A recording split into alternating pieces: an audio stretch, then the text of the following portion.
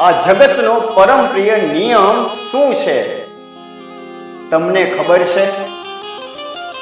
જ્યારે માણસને માન મળવાની શરૂઆત થાય ને ત્યારે અપમાન કરવા વાળા ઘણા પેદા થઈ જતા હોય છે.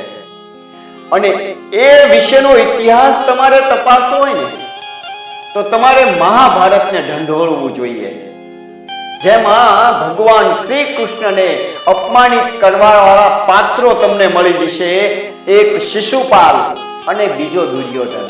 સાહેબ, શિશુપાલે કૃષ્ણને અપમાનિત કરવામાં કોઈ કસર નહોતી છોડી અને દુર્યોધને પણ જ્યારે મોકો મળ્યો ત્યારે શ્રી કૃષ્ણને અપમાનિત કર્યા હતા. અને જાહેર સભામાં લોકોની વચ્ચે છતાં પણ ચૂપચાપ અપમાનને સહન કરે ને એ જ માણસ મહાન બને છે.